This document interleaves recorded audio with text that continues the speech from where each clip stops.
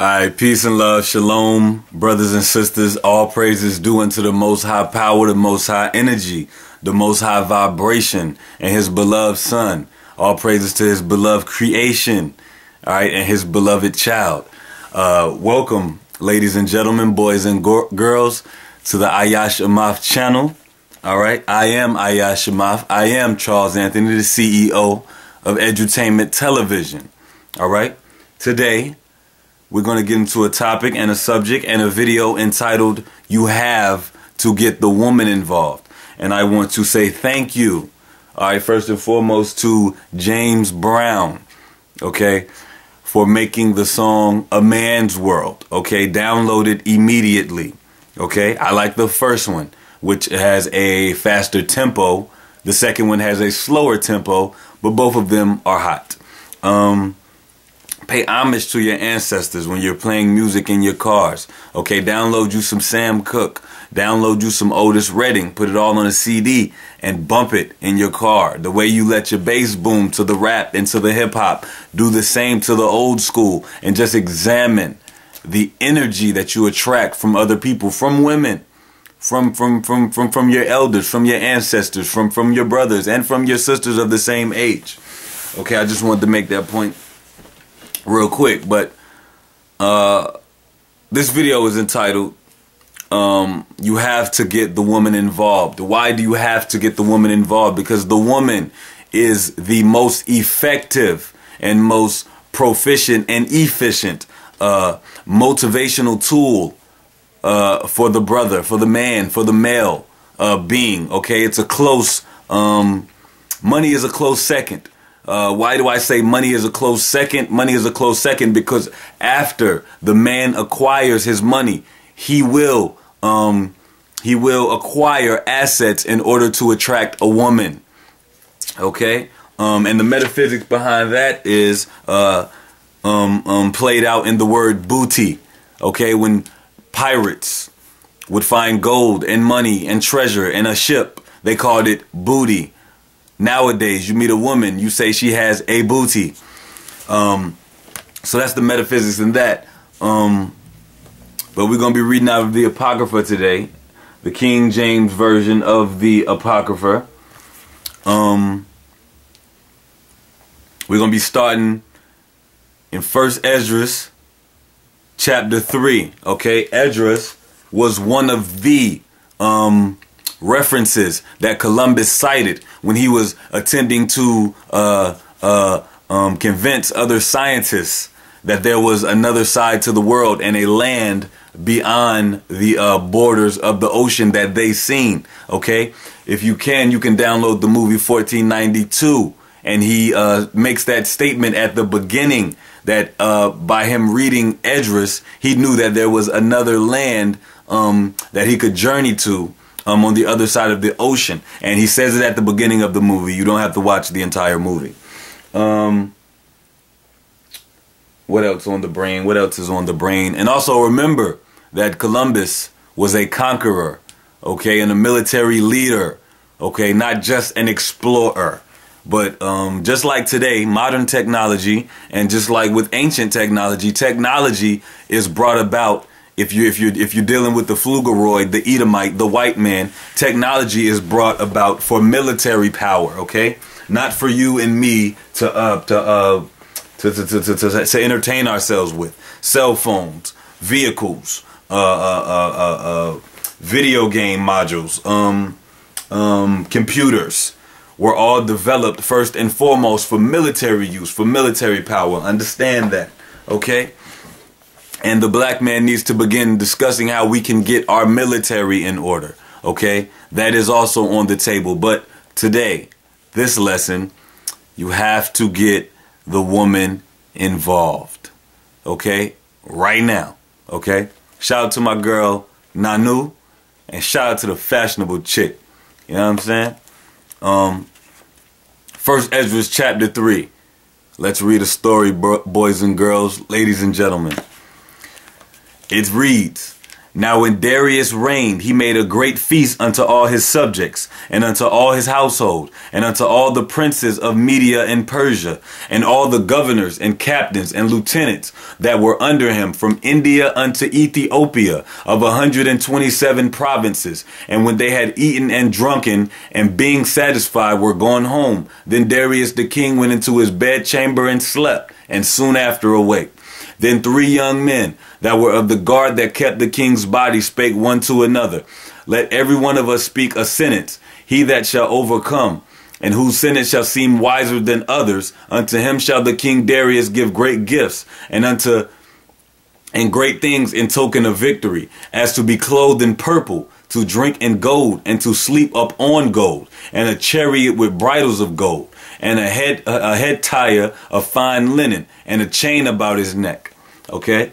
And he shall sit next to Darius because of his wisdom, and shall be called Darius his cousin. All right. All of that is the attire of royalty, the attire of one of the leaders of the oligarchical families in antiquity. Okay. Those are the type of clothes that they would have worn. And also, it is very good to be called the cousin of someone like the king.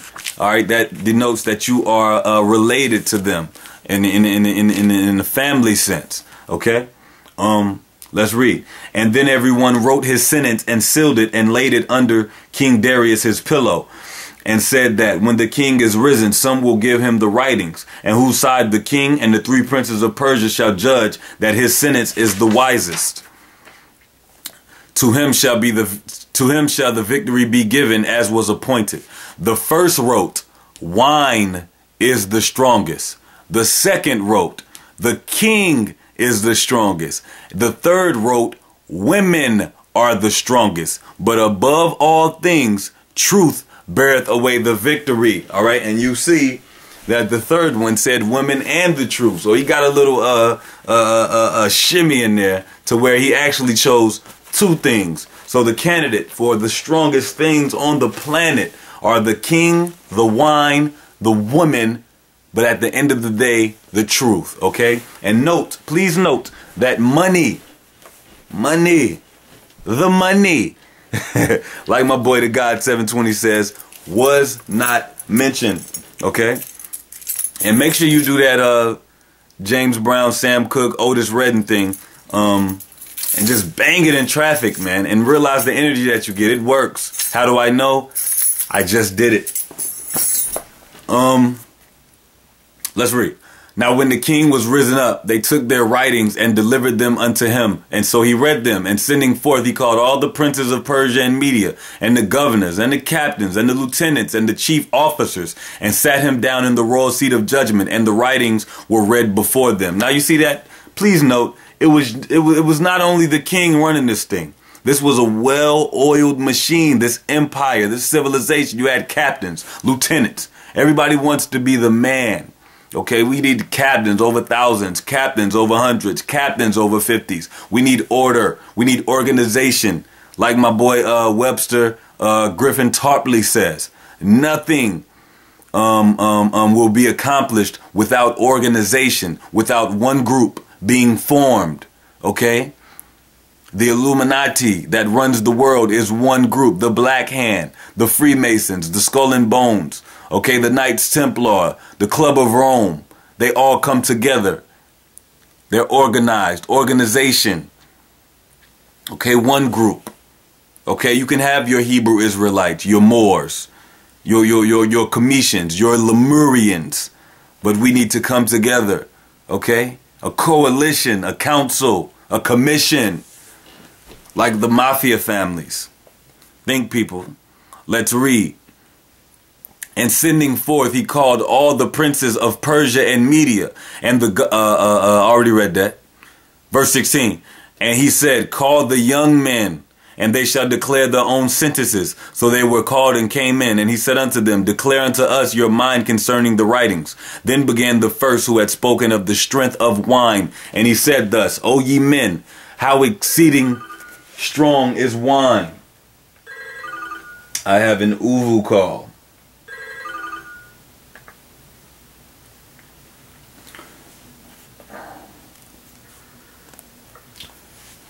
Nanu. Nanu. No, yes, I see him on your back. Yes, I see him. I can't hear you. Yes, I see you. But I can't hear you. I'm gonna call you back. I'm gonna call you back.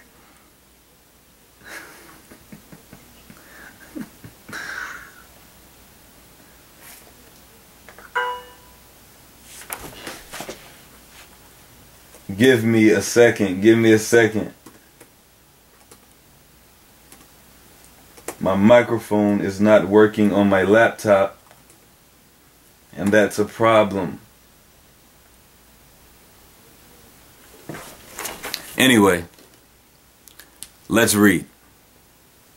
And he said thus, O ye men, how exceeding strong is wine! It causeth all men to err that drink it. It maketh the mind of the king and of the fatherless child to be all one, and the bondman and the freeman, of the poor man and the rich. It turneth also every thought into jollity and mirth, so that a man remembereth neither sorrow nor debt. It maketh every heart rich, so that a man remembereth neither king nor governor. It maketh to speak all things by talents. And when they are in their cups, they forget their love both to friends and brethren, and a little after draw out swords. See that? It says, and a little after they draw out swords, because if you drink too much, eventually you and your friend will begin to argue.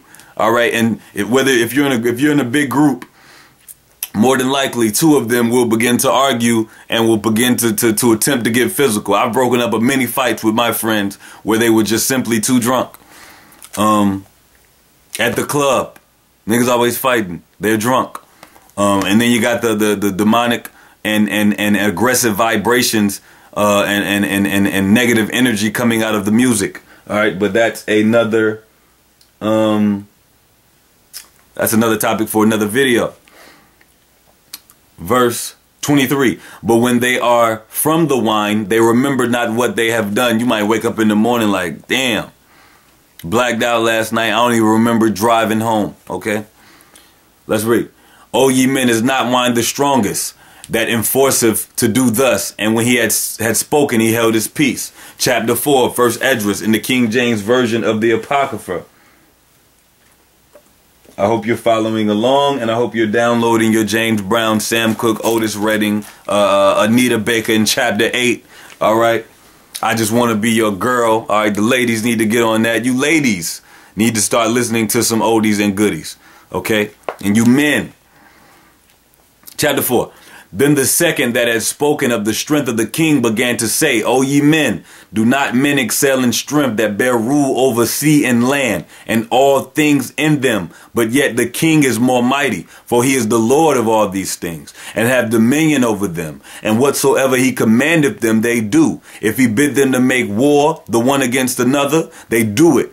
And if he send them out against the enemies, they will go and break down mountains and walls and towers. They slay and are slain and transgress not the king's commandment. If they get the victory, they will bring all to the king, as well as the spoil and all things else. Likewise, for those that are no soldiers and have not to do with wars, but use husbandry, when they have reaped again that they which they have sown, they bring it to the king and compel one another to pay tribute unto the king. You see that? You see the subconsciousness in that? They compel each other to pay tribute to the king. See, we feed off of one another to stay in this society, to pay our taxes, to be law-abiding citizens, you see. There's strength in numbers, all right? A group mentality, you see. We keep one another in the system, okay? If everyone was out in the street revolting, I mean everyone would follow suit, you see. If you're young and athletic, of course, not your old folks.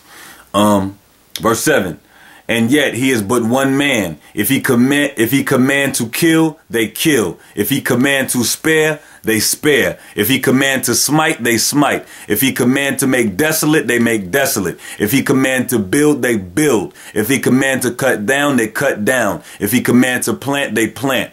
So all this people and his armies obey him. Furthermore, he lieth down, he eateth and drinketh, and taketh his rest. And these keep watch round about him. Neither may anyone depart and do his own business, neither disobey they him in anything. O ye men, how should not the king be mightiest, when in such sort he is obeyed? And he held his tongue. All right, so that was the discourse about the king. Third man. Let's see what he has to say. O ye men, it is not the great king, nor the multitude of men, neither is it wine that excelleth. Who is it then that ruleth them, or have found lordship over them? Are they not women? Quick precept.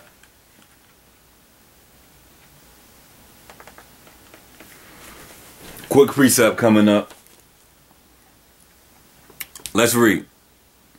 Women have borne the king, and all the people that bear rule by sea and land. Even of them came they, and they nourished them up that planted the vineyards, from whence the wine cometh. You see that? So he was telling him, like, it cannot be the wine because the women bore the men who made the wine. Okay? The earth, Mother Earth. What are you made of? Dirt and ashes. You came from the earth. But where did you really come from? You came from your mother's womb, Mother Earth. Do you see? You came from the woman, and you also came from the earth. That's why you need to eat food that comes from the earth. Fruits, vegetables. Do you see? Let's read. These also make garments for men. These bring glory unto men, and without women cannot men be. One more precept.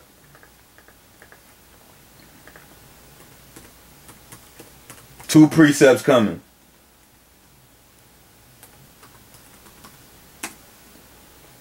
This is Ecclesiasticus 36 and 22. Sirach in the Apocrypha, chapter 36, verse 22, it says this: the beauty of a woman cheereth the countenance, and a man loveth nothing better. There is nothing in this world that a man loves more than a beautiful woman. Okay? Another precept.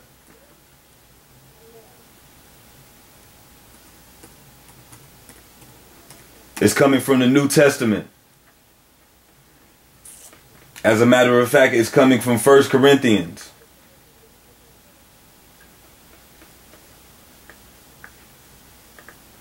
It's coming from 1 Corinthians, chapter 11, I think.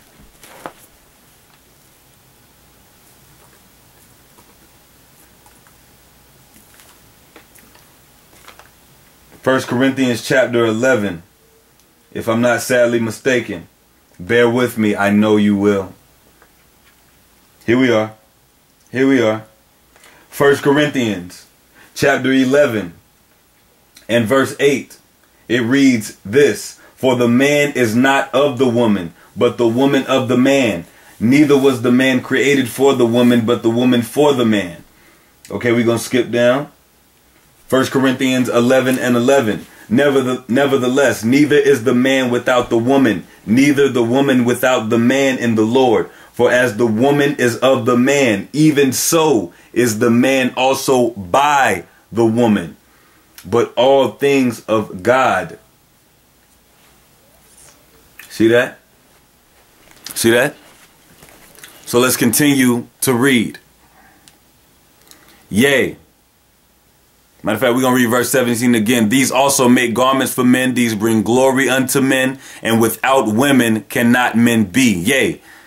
And if men have gathered together gold and silver. See that? Remember at the beginning of the video when I said money is a close second, because with the money, the man will acquire a woman. Let's read.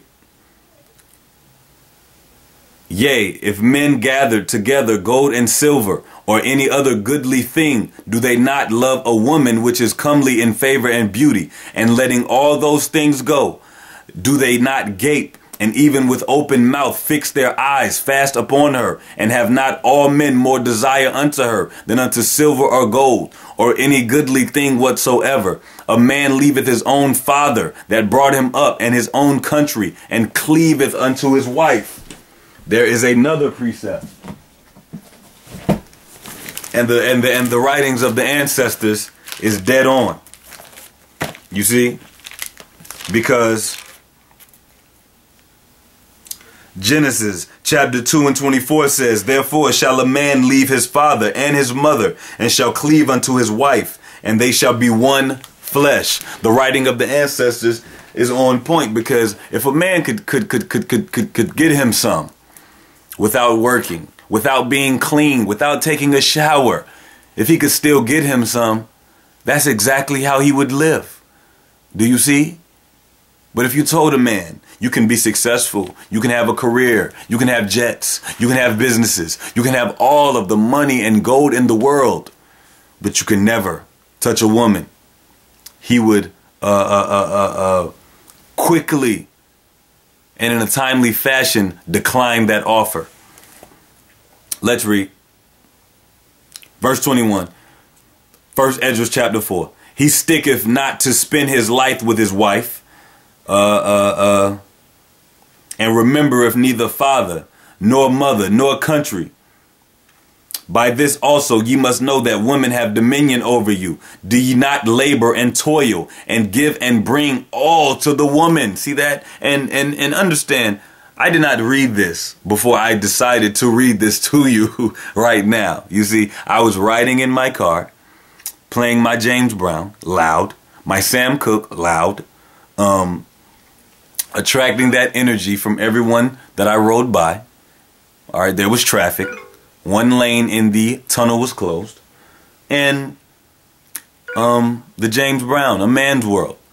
So I said, when I get home, I will read to the people 1 Esdras.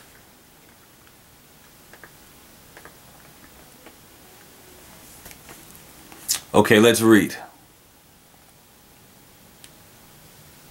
Yea, a man taketh his sword, and goeth his way to rob and to steal, to sell upon the sea and upon rivers, and looketh upon a lion, and goeth in the darkness, and when he hath stolen, spoiled, and robbed, he bringeth it to his love. Wherefore a man loveth his wife better than father or mother. Yea, many there be that have run out of their wits for women, and become servants for their sakes. Many also have perished, have erred, and sinned for women.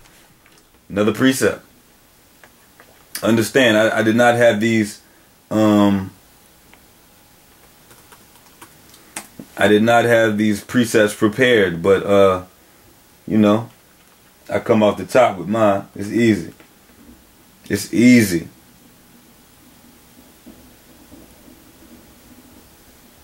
We're going to the book of Proverbs. Proverbs chapter 6 verse 26 says this, for by means of a whorish woman a man is brought to a piece of bread, and the adulteress will hunt for the precious life. It says, for by means of a whorish woman a man is brought to a piece of bread. 1 Esdras chapter 4 verse 26 says, yea, many there be that have run out their wits for a woman, and become servants for their sakes. Do you see the writings of the ancestors all go hand in hand? Many also have perished, have erred, and sinned for women. And now, do ye not believe me? Is not the king great in his power? Do not all regions fear to touch him? Yet did I see him, and Apame, the king's concubine. Okay, this is the king's girlfriend. All right, he already dispelled the thing about the wine, because he said, dude, women bear the men that make the wine. Now he's about to dispel the strength of the king when he shows you how the king bowed to a woman. All right, so the first two, he shot a subliminal at the first two guys and took them out. How Machiavellian is that? How smart is that? Understand, everything is strategy. Everything is tactical. Everything is warfare. Machiavelli the Prince. Read it and weep. It says this. Get your political science game up, man. Shout out to the guy 720 once again. Shout out to my boy Zone down in Alabama, to Alabama to Chicago. Shout out to my boy King Solomon, man. You know what I'm saying? It says this. Yea, did I see him in Apame, the king's concubine, the daughter of the admirable Bartachus, sitting at the right hand of the king, and taking the crown from the king's head, and setting it upon her own head, she also struck the king with her left hand. So she took the crown of the king and smacked him in the face. And yet for all this the king gaped and gazed upon her with an open mouth. If she laughed upon him, he laughed also. But if she took any displeasure at him, the king was fain to flatter. Fain to flatter. That she might be reconciled to him again. So if you get in the doghouse, you need to feign to flatter. O ye men, how can it be but women should be strong, seeing they do thus? Then the king and the princes looked one upon another, so he began to speak of the truth. O ye men, are not women strong? Great is the earth, high is the heaven, swift is the sun in his course. For he compasseth the heavens round about, and fetcheth his course again to his own place in one day. 1 day is 24 hours. The sun travels a course. All right? In 1 24-hour period. That's why you have day and night. The sun does not sit still, okay, in the center of the universe. Understand. Understand. Overstand. And understand. Verse 35. Is he not great that maketh these things? Therefore great is the truth and stronger than all things. You see that? Because the most high power, the most high energy, the most high vibration of the universe is the truth. I am that I am. I am that is. I am the one that exists, the thing that exists. You see the power, the energy. The thing that makes the clouds move. The thing that makes all the waves come in at the same place on the tide. That energy, that power, that force, the most high power. Do you see? Let's read. All the earth calleth upon the truth, and the heaven blesseth it. All works shake and tremble at it, and with it is no unrighteous thing. Wine is wicked, the king is wicked, women are wicked, all the children of men are wicked, and such are all their wicked works, and there is no truth in them. In their unrighteousness also they shall perish. I got a precept for that, but I gotta find it. All right, I found the precepts. You ready for the precepts? Here go the precepts. This is Ecclesiasticus 17 and 16. It says this. Every man from his youth is given to evil. Neither could they make to themselves fleshly hearts for stoning. Now, let's see why they could not. This is 2nd Esdras 3 and 19. And thy glory went through 4 gates of fire, and of earthquake, and of wind, and of cold, that thou mightest give the law unto the seed of Jacob, and diligence unto the generation of Israel. And yet tookest thou not away from them a wicked heart, that thy law might bring forth fruit in them. For the first Adam, bearing a wicked heart, transgressed, and was overcome, and so be all they that are born of him. Thus infirmity was made permanent, and the law also in the heart of the people with the malignity of the root, so that the good departed away, and the evil abode still. Do you see? Now, every heart is given to wickedness from his youth. Now, watch my video entitled The Bible on Raising Children. How do you get that wicked heart away and out of your child whose heart was given to wickedness from his youth? Proverbs 23 and 13. Withhold not correction from the child, For if thou beatest him with the rod, he shall not die. Thou shalt beat him with the rod, and shalt deliver his soul from hell. Understand. Understand. Romans chapter 8 verse 20 in the New Testament. For the creature was made subject to vanity, not willingly, but by reason of him who have subjected the same in hope. Do you see? By reason of him who have subjected the same in hope. You were made subject unto vanity in order to be subjected unto hope. Who is the him? The most high power of the universe. The most high energy in the heavens. Do you see? Are you seeing? Okay. Let's read on in 1 Esdras. 1 Esdras 4:37. Wine is wicked, the king is wicked, women are wicked, all the children of men are wicked, and such are all their wicked works, and there is no truth in them, and their unrighteousness also they shall perish. And as for the truth, it endureth and is always strong. It liveth and conquereth forevermore. With her there is no accepting of persons or rewards, but she doeth the things that are just, and refraineth from all unjust and wicked things, and all men do well like of her works. Neither in her judgment is any unrighteousness, and she is the strength, kingdom, power, and majesty of all ages.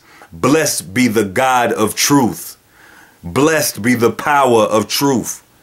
Blessed be the thing and the existence, the energy and the vibration that is the truth. Understand? And with that he held his peace. And all the people then shouted and said, Great is the truth, and mighty above all things. Then said the king unto him, Ask what thou wilt more than is appointed in the writing, and we will give it to thee, because thou art found wisest, and thou shalt sit next to me, and shall be called my cousin. You see? Then he said unto the king, Remember the vow which thou hast vowed to build Jerusalem in the day that thou camest to thy kingdom, and to send away the vessels that were taken away out of Jerusalem, which Cyrus set apart when he vowed to destroy Babylon and to send them again thither. Thou also hast vowed to build up the temple which the Edomite burned when Judea was made desolate by the Chaldeans. So in winning the contest, he reminded the king that the king made a vow. Darius made a vow to continue the vow that Cyrus made, okay, to send the vessels that were stolen out of the temple by the Chaldeans and the Edomites. Okay, Cyrus and Darius vowed to send those vessels back to Jerusalem and rebuild the temple. So winning that contest with his wise sentence that the woman and the truth were stronger than all, he held the king to his word, and the temple was rebuilt, led by Ezra, Nehemiah, Zerubbabel, the governor. You see. So that's it. You have to get the woman involved, because above all things, the woman is strongest. And above the woman, the truth is the strongest. But see, the truth will always abide. You don't have to get that involved. You don't have to do anything for the truth to reign supreme. You really don't have to do anything for the woman to reign supreme. But it's time to. You see. And it will come naturally. It will be easy to get the woman involved, because the woman wants to be involved.